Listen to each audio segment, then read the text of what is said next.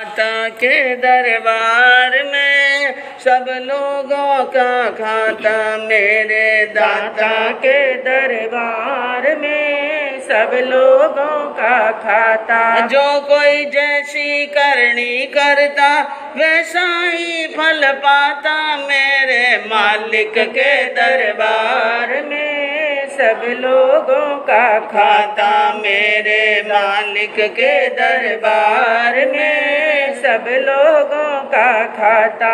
क्या साधु क्या संत गृहस्थी, क्या राजा क्या रानी, क्या साधु क्या संत गृहस्थी, क्या राजा क्या रानी। प्रभु की पुस्तक में लिखी है सबकी कर्म कहानी, प्रभु की पुस्तक में लिखी है सबके कर्म कहानी। अंतर्यामी अंतर लेखा, अंतर्यामी अंतर लेखा, सबका सही लगाता, मेरे दाता के दरबार में सब लोगों का खाता, मेरे दाता के दरबार में सब लोगों का खाता। बड़े बड़े कानून प्रभु की बड़ी बड़ी मर्यादा, बड़े बड़े कानून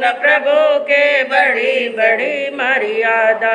किसी को कौड़ी कम नहीं मिलती, किसी को पाई ज्यादा, किसी को कौड़ी कम नहीं मिलती, किसी को पाई ज्यादा।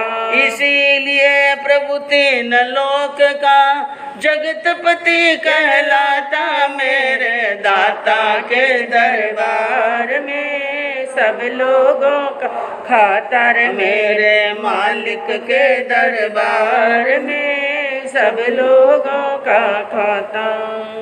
सर्वज्ञ सर्वदर्शी चरम तीर्थंकर अहिंसा के अवतार विश्व वंदनीय शासनपति श्रवण भगवान वर्तमान महावीर के पावन चरणों में कोटि कोटि वंदन। हृदय की अनंत अनंत आस्था के केंद्र, संयम धन के दाता, संसार सागर से तिरने का सन्मार्ग बताने वाले पूज्य गुरु भगवंत श्रवण सूर्य दिव्य विभूति 1008 श्री मरुधर केसरी मिश्रमल जी महाराज साहब के पावन चरणों में कोटि कोटि वंदन। अहिंसा दिवाकर लोकमान्य संत शेरे राजस्थान वरिष्ठ प्रवर्तक पूज्य गुरुदेव श्री रूपचंद जी महाराज साहब के पावन चरणों में कोटि कोटि वंदन। मरुधरा भूषण संत शिरोमणि पूज्य प्रवर्तक गुरुदेव श्री सुकन मुनि जी महाराज साहब के पावन चरणों में कोटि कोटि वंदन। साधना की प्रतिमूर्ति सद्गुणों की उपासिका सरल मना शांत दांत गंभीरा गुरुवरिया माँ सती श्री सज्जन कंवर जी महाराज साहब के पावन चरणों में कोटि कोटि वंदन। धर्म प्रेमी बंधुओं, शीलवती माताएं बहन, सर्वज्ञ भगवान महावीर ने अपने अमृतमय वाणी के अंदर आगमों के अंदर कल्याण के सूत्र दिए और प्रत्येक धर्म ग्रंथ के अंदर आत्मा के उत्थान के जहाँ भी सूत्र दिए हैं, जहाँ भी उपदेश दिए हैं, वहाँ पर एक उपदेश जरूर दिया कि विवेक के साथ में जिंदगी जियो। किसके साथ में? विवेक जागृत रहता हो तो हमें अपने आत्मा का हित और अहित क्या है मालूम पड़ जाता है, उचित क्या है अनुचित क्या है मालूम हो जाता है, आत्मा का उत्थान किसमें है और पतन किसमें है ये भी मालूम हो जाता है। विवेक उसे ही कहते हैं कि जहाँ उचित और अनुचित का निर्णय करने की बुद्धि हो। उचित क्या है अनुचित क्या है इसके निर्णय करने की बुद्धि हो, उसे कहते हैं विवेक। तो विवेकवान मनुष्य अपने जीवन को कैसे जीता है, इसके लिए गीता में कहा श्री कृष्ण ने कि जातस्य ही ध्रुवो मृत्यु। एक बात तो पक्की गांठ बांध लो कि जिसका जन्म हुआ है उसकी मृत्यु, जिसका जन्म हुआ उसकी मृत्यु निश्चित है। तो हमें अपने जीवन के अंदर जन्म तो हो गया, एक चीज तो हो गई, अब क्या होने वाला है, तो इसको याद रखना। इसको क्या रखना है?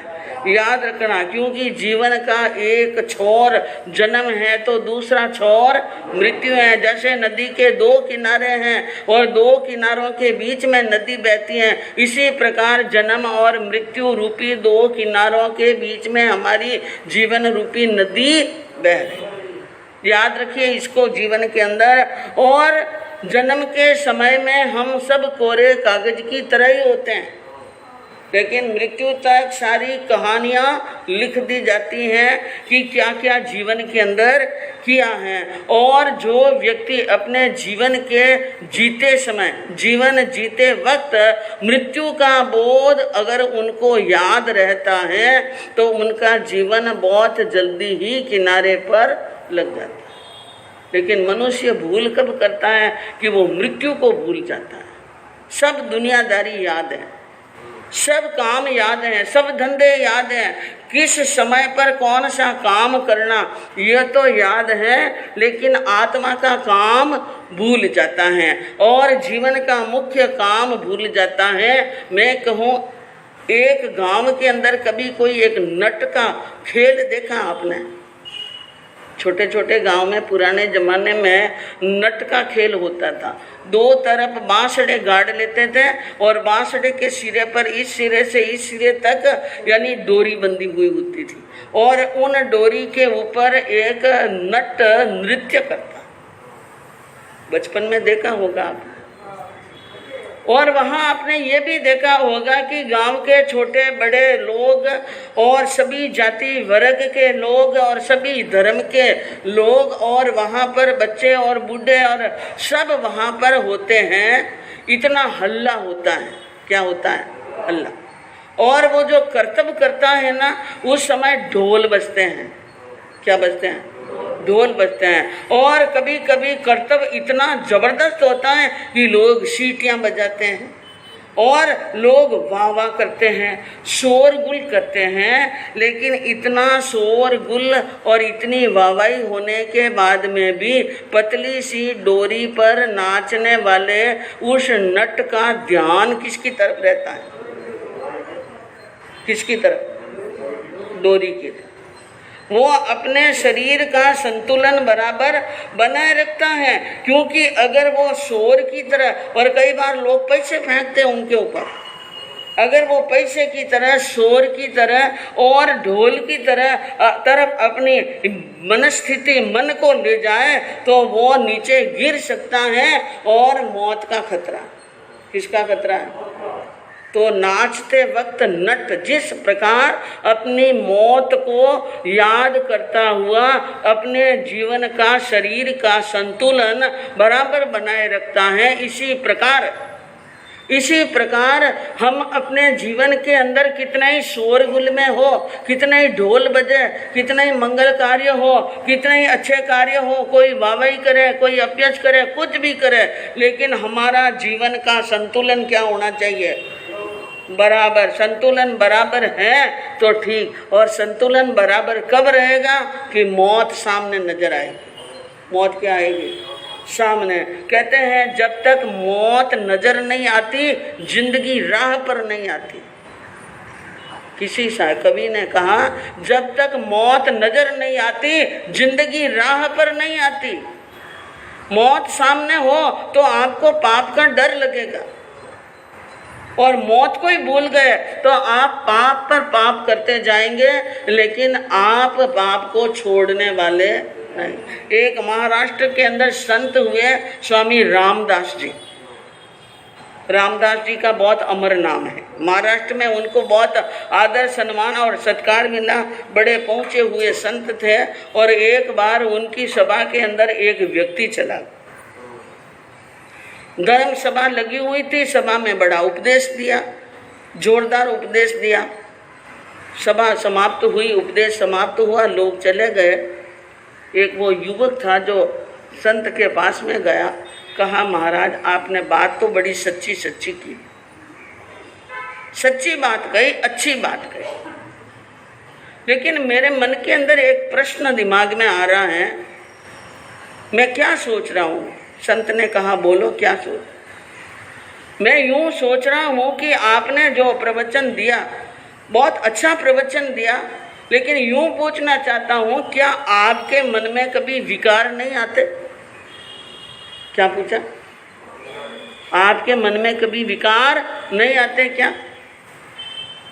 संत ने कहा, प्रश्न तो बहुत जोरदार पूछा और बड़ा इम्पोर्टेंट है, महत्वपूर्ण है, लेकिन इन प्रश्न का जवाब तो मैं तुम्हें दूंगा बाद में, जवाब दूंगा लेकिन बाद में।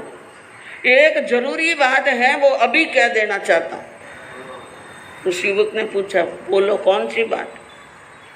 कि आज से 1 महीने के अंदर तू मरने वाला है। क्या कहा? आज से 1 महीने के अंदर तू मरने वाला है, ये मुझे दिख रहा है सामने।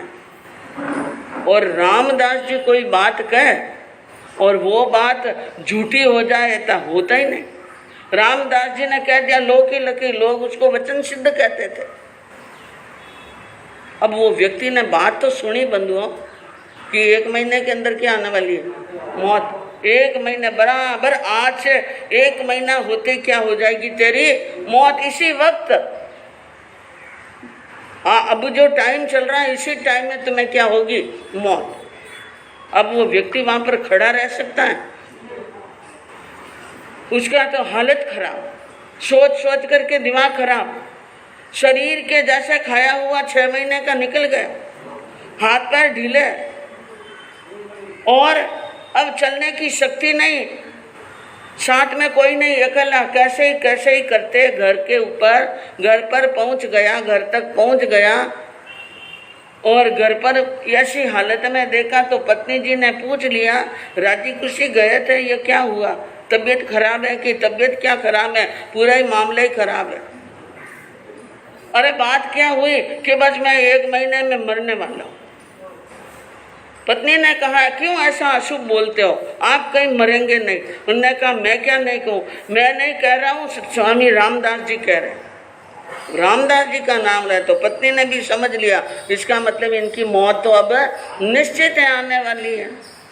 कहा रामदास जी ने कह दिया, इसका मतलब तो अब वो ये खबर तो बाजू में घर में है, और बाजू घर से पूरे मोहल्ले, न मोहल्ले से पूरे गांव में, और गांव में क्या रिश्तेदारों के वहाँ पर सब जगह खबर पर पहुँच गई कि हमारे जो संबंधी हैं वो महीने भर में जाने वाले हैं। और गांव वालों को मालूम पड़ा, बाजार वालों को मालूम पड़ा, लोग साता पूछने के लिए आए।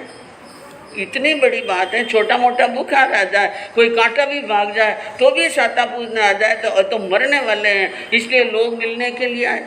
घर के ऊपर आने जाने वालों का तांता लगा रहा, और जो दूर रहते थे रिश्तेदार उनको भी समाचार भेज दिए कि भाई मिलना हो तो आके मिलो। अब कोई मारवाड़ से है, कोई कलकत्ता से है, कोई दिल्ली से है, कोई पंजाब से है। परिवार के कई सदस्य आए, कई 4 दिन 10 दिन साथ में भी रहे। और गांव वालों का तो रोज का आना जाना, जैसे साधु संतों के दर्शन करने के लिए आते हैं ना, रोज जावना है, रोज संतान दर्शन करना। लेकिन ये नियम कहीं कहीं पर ही होता है, पुराने जमाने में होता था, रोज साधु संतों के दर्शन करना, बिना मंगली के लिए दातन कुल्ला नहीं करना। लेकिन अब रोज आना जाना, रोज एक टाइम था, कोई कभी आवे कोई कभी आवे, लेकिन ड्यूटी हो गई, समय खिसकता गया। ज्यों ज्यों समय आने लगा त्यों त्यों चिंता बढ़ने लगी, और चिंता तो उस दिन ही हो गई थी, और ज्यों ज्यों समय नजदीक आ रहे हैं चिंता बढ़ रही है। और बीमार हो गया व्यक्ति को बीमार हो गया, और अब वो मन में सोचने लगा, किसी के साथ में लड़ाई झगड़ा किया हो तो क्षमा याद, जो भी आता है उनसे प्रेम से बोलता है, मीठा बोलता है, क्षमा याचना कर रहा है, और उनकी साता पूछ लेता है। किसी का देना है तो दे दो, कोई देवे तो ले लो, लेना है न कोई देवे राजी खुशी, तो बाकी गाली गलोच नहीं करना है। देना है तो दे दो, न लेना हो तो ले लो। और भगवान के नाम की माला फेरता है, और कभी प्रार्थना करता है, और मीठा बोलता है, और समय निकलता गया। ऐसे करते करते एक दिन वो दिन भी आ गया कि आज मरने वाले। सब लोग इकट्ठा, पूरा गली मोहल्ला इकट्ठा हो गया। रिश्तेदार जो नजदीक थे वो भी वापस आ गए कि अब आखिरी टाइम है, आखिरी टाइम में तो क्या होना चाहिए, हमें पास में होना चाहिए, वो भी आ गए। और योगान योग की बात की, स्वामी रामदास जी भी भिक्षा के लिए पहुंच गए उस मोहल्ले में, और वहां पर इतनी भीड़ देखी तो लोगों से पूछा, भाई ये इतनी भीड़ कैसे है? कि फलान चंद जी मरने वाले हैं, इतने बजे जाने वाले हैं। वो भी गए वहां पर और स्वामी जी को आया हुआ देखा तो वो व्यक्ति हाथ जोड़ा, उसने कहा, भाई ये क्या लगा रखा है, इतने लोग क्यों है, ये क्या हो रहा है? उन्होंने कहा, महाराज भूल गए क्या, आपने कहा था 1 महीने पहले कि 1 महीने के बाद में तेरी मौत होने वाली है, और वो आज दिन, आखिरी दिन क्या है, आज का आखिरी दिन है, इसलिए लोग मेरे से मिलने के लिए आए हैं। कि अच्छा अच्छा अच्छा, बहुत अच्छी बात है। अब मुझे तू यूं बता, इन 1 महीने के अंदर तेरे मन के अंदर विकार कितनी बार आए? क्या पूछा? विकार कितनी बार आए? विषय के ना भोग के विकार कितनी बार आए? मैं कहूँ मौत सामने हो तो कोई खाना अच्छा लगता है क्या, पीना अच्छा लगता है कि नाटक अच्छा लगता है कि पिक्चर में जाना अच्छा लगता है कि घूमने के लिए जाना अच्छा लगता है कि 1 महीने बाद में तो मरने वाले हो इसलिए घूम लो?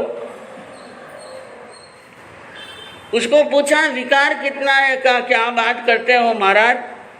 स्वामी जी क्या कह रहे हैं आप? मुझे तो मेरी मौत सामने खड़ी दिख रही थी, इस कारण से मेरे मन में कोई विकार पैदा हुआ ही नहीं। मैंने तो भगवान का नाम लिया, मीठा बोला, क्षमा याचना की और भगवान के भजन गाए, और मैंने कुछ नहीं किया। तो कहा, भाई मौत अभी आने वाली नहीं है। ये तेरे प्रश्न का उत्तर था। तूने मुझसे पूछा था कि महात्मा जी आपके मन में विकार नहीं आते हैं क्या? ये उत्तर था। जिसको अपनी मौत याद रहती है, क्योंकि मेरे तो हर पल मेरी मौत दिखती है। मैं माड़ा में बैठूं तो भी सोचता हूं कि इधर उधर चारों तरफ मौत है, और भजन करूं तो भी, न भोजन करूं तो भी, और किसी के साथ में बैठकर बात करूं तो भी मेरे को तो अंतर मन में क्या दिखती है? मौत दिखती है। तो जिसको मौत का स्मरण 24 घंटे होता रहता हो, वो पाप कैसे करेगा? और अगर कदाचित किसी प्रयोजन से भी पाप हो जाए तो भी पश्चाताप होगा। क्या होगा? ये पाप हुआ है, उस पाप का क्या करता है? पश्चाताप करता है। अरे दूसरों की हम चाहें तो मृत्यु बोध पल पल में ले सकते हैं। दूसरों की मृत्यु को देखकर हम समझ सकते हैं कि यह हमारी मृत्यु है, यह मेरी क्या है? मौत है। किसी वृक्ष के पीले पत्ते को टूटते हुए, नीचे गिरते हुए देखो तो समझना कि ये मेरी मौत है। और किसी बुलबुले को फूटते हुए देखो तो भी क्या समझना चाहिए? मेरी मौत है। और हर शाम को सूरज ढलता है, और ढलते हुए सूरज को देखो तो भी समझ लेना मेरी मौत है। अर्थी उठते हुए देखो तो भी समझ लेना कि मेरी क्या है? हाँ, अर्थी को उठते हुए देखा और जीवन का अर्थ नहीं समझा तो क्या अर्थी उठाई?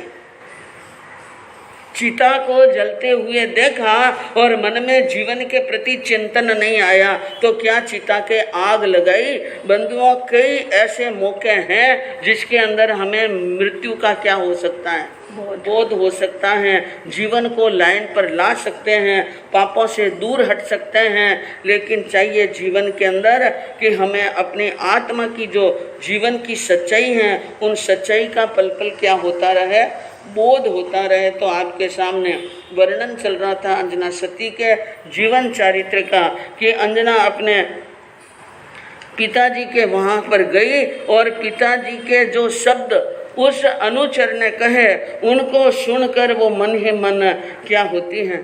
बड़ी घबरा जाती हैं, और घबरा कर धरती पर पड़ गई नीचे। कदली दल ज्यों पड़ी बाल मूर्छा है, कदली के दल की तरह मूर्छा आ गई, नीचे गिर गई। तो नीचे गिरने के बाद में पास में एक सखी हैं बसंतमाला, वो अपना कर्तव्य कर रही हैं।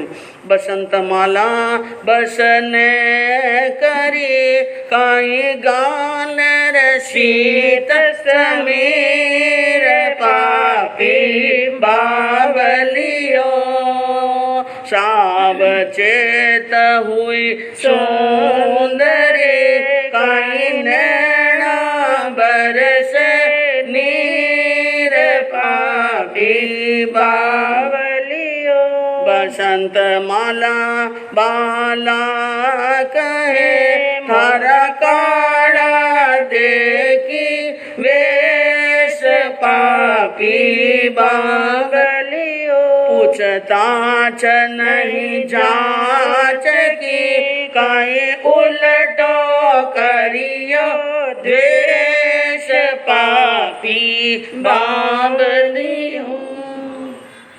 बसंतमाला ने सबसे पहले तो ये काम किया कि अपने वस्त्र यानी अपने दुपट्टे के पल्ले से ठंडी हवा की और हवा करके अंजना को होश में लेके आई और होश में ला करके कहने लगी कि भाई तुम्हारा बाप तो पापी है, तुम्हारे पिता क्या हैं?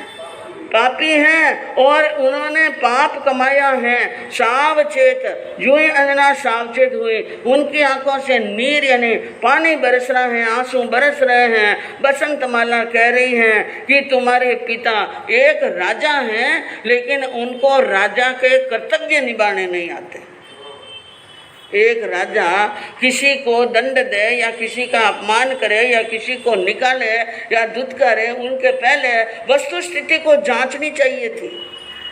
राजा के अब यानी दरबार में कोई अपराधी आता है तो अपराधी से भी बात तो पूछता है ना। चोर आए कि चोरी की इंजाम में पकड़ा है सिपाहियों, तो भी उनको क्या पूछता है? बात पूछता है, तूने चोरी की?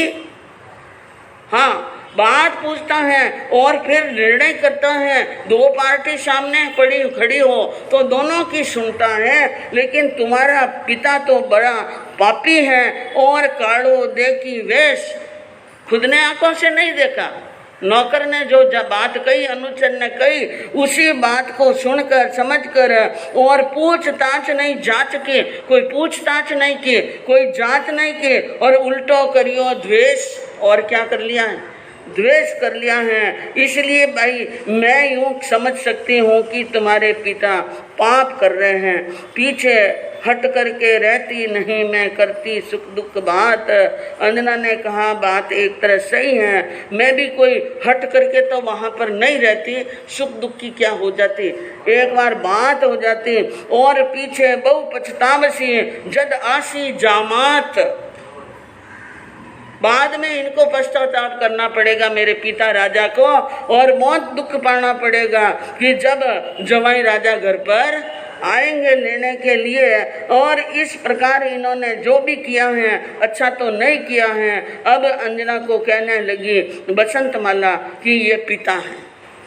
पिता तो कहते हैं बाप वीरानो हो सके, बाप तो कभी पराया जैसा हो सकता है, लेकिन माँ ऐसी होने वाली नहीं है। इसलिए इतना कर सती अंजना कहीं और गई माता रे पास। अब माँ के पास में जाओ, माँ तो अवश्य सुनेगी। और माता रो भाई मोह गणो, माँ का मोह क्या है?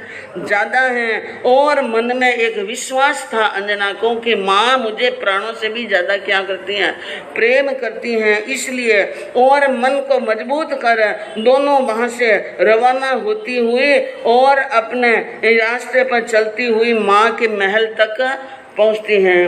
भूखी प्यासी दासी साथ दुर्बल हो गई दे, पड़ती गुड़ती आई आखिर निज माता के गे हजी धन सती अंजना साचे सतवंते राची शील में। अब वहाँ से रवाना हुई, भूखी है प्यासी है, क्योंकि लंबे समय से भोजन नहीं किया, प्यास भी जोरदार लगी हुई है, देह दुर्बल हो गई है और जैसे तैसे चलते चलते लुढ़कते पहुंच गई माँ के द्वार तक। सती शर्मावे पड़े नयन से आंसू मोतियाँ वृंद। अब सती शर्मा रही हैं चलते हुए रास्ते में, और आंखों से क्या निकल रहे हैं, आंसू। मुख मुरझायो मोहन गारो, हाँ राहु ग्रस्यो ज्यों चंद। उनका मुख भी मुरझा गया, जैसे एक राहु चंद्रमा को ग्रस लेता है तो चंद्रमा काला पड़ जाता है, चमक गायब हो जाती है। इसी प्रकार अंजना की वही स्थिति हुई है। और जिस समय अंजना माँ के महल तक पहुंची, उस समय माँ क्या कर रही थी? मंदिर माही माता हिंडे स्वर्ण हिलो हिंडोले पाट, और घूमर गाले नाटक नाचे सखियां कह राठा। वहाँ महलों के अंदर सोने के हिंडोले में बैठी हुई माँ हिंड रही है, क्या ले रही है? झूला। और सखियां वहां पर हिंडा दे रही हैं, और एक घूमर का वहां पर रास हो रहा है। सखियां घूमर का नृत्य कर रही हैं, वो नृत्य भी देख रही हैं और स्वर्ण झूले में झूल रही हैं। इस प्रकार का दृश्य वहां पर मनमोहक दृश्य था। बसंतमाला सती अंजना उबी द्वार के बाहर, दुख भरी माता को ऐसे एक दिवी ललका। अब बसंतमाला सती अंजना ठेठ द्वार तक पहुंच गए, और द्वार पर खड़ी खड़ी बाहर से माँ को क्या दी? आवाज दी। और आवाज देकर माँ से कहने लगी कि माँ मैं तेरी बेटी हूँ और तेरे द्वार पर खड़ी हूँ। मैं शरण अब आई हूँ, सुन ले तेरी जाई हूँ। मैं शरण अब आई हूँ, सुन ले तेरी जाई हूँ। तेरी गोद में तुमने पाली, मेरे मौत में होती काली। मैं वही तेरी हाँ जाई हूँ, तेरे शरण आई हूँ। बेटी ने कहा, हे माँ मैं तुम्हारी शरण में आई हूँ, मैं तुम्हारी बेटी हूँ, मैं अंजना हूँ जो तेरी गोद में ही पली हूँ और बड़ी हुई हूँ। मेरे खुश होने पर तुम खुश होती थी और मेरे रोने पर तू रो जाती थी। मैं वही बेटी हूँ, तेरे द्वार पर आई हूँ। माँ, सासू ने मुँह पर कलंक चढ़ाया। सासू ने मेरे पर क्या लगाया है? कलंक लगाया है, और मुझे काला वेश पहनाया है, और इस वेश के कारण से मैं बहुत शर्मिंदी महसूस कर रही हूँ, और मुझे शर्म आ रही है। और माता जी एक बात मेरी सुन लीजिए, एक बार मेरे सामने आ जाइए और मेरी बात सुनकर निर्णय कीजिए। मैं इसके पहले पिता साहब के वहाँ पर भी गई थी, तो पिताजी ने हुक्म लगाया और प्यासी ने नहीं नीर पिलाया। पिताजी तो रूठ गए, उन्होंने मुझे पानी भी नहीं पिलाया। मैं बहुत घबराई हुई हूँ, मैं प्यासी हूँ, भूखी हूँ, और मैं आपकी बेटी हूँ, यहाँ पर आई हूँ। आप मुझे यानी मेरे से बात कीजिए। हिंदे हिंचती मात नैन सुन ली ताम पुकार, लखी पुत्रिका अंजना बोली नजर नहा। हिंडे में हिंडती हुई झूला झूलती हुई दृष्टि पड़ी द्वार पर। अंजना खड़ी है और काला वेश पहना हुआ है, और यह बात कह रही है। और यह बात सुन करके अंजना को नजरों से देख कर, और माँ यानी उनकी माँ ने मन के अंदर क्या सोचा, विचार किया और तत्काल निर्णय दे दिया। मैं जब तक अन्न नहीं खाऊंगी, कन्या बार कढ़ाऊंगी, मैं तब ही अन्न जल खाऊंगी, कन्या बार कढ़ाऊंगी। अरे कलंक ले ये क्यों आई आज, इसको जरा न आवे लाज, मैं नहीं मुँह लगाऊंगी, कन्या बार कढ़ाऊंगी। दासी को कहा जाओ और मेरी जो बेटी खड़ी हैं उनको जाकर के कह दो कि तुम्हारी माँ के यह शब्द हैं। माँ ने कहा है कि तब ही अन्न खाऊंगी, मैं तभी अन्न खाऊंगी जब इस कन्या को क्या निकाल दो, बाहर निकालो। और कलंक लेकर के कोई खुशी के समाचार यश लेकर आती तो बनावने होते, कलंक लेकर के आई हैं और जरा भी लाज नहीं है। पहली बात तो कलंक आया तुम्हारे ऊपर तो नगर में प्रवेश करने की क्या जरूरत थी, कहीं जंगलों में रह जाती, मुंह नहीं बताती, लोगों के सामने आकर के हमें भी शर्मिंदा कर रही हैं, लेकिन मैं मुंह लगाने वाली नहीं हूँ। और हे भगवान मुझे बांझ क्यों नहीं रखा, इस उल्टा कन्या की मुझे माँ क्यों बनाया, और क्या नाक कटवाऊँ, इसको घर में रखकर नाक कटवाने वाली नहीं हूँ। अब वो दासी ये सारी बातें सुनकर अंजना को क्या कहती हैं और अंजना इन सबको सुनकर मन के अंदर क्या सोचती हैं, बंधुओं आगे सुनने से मालूम पड़ेगा।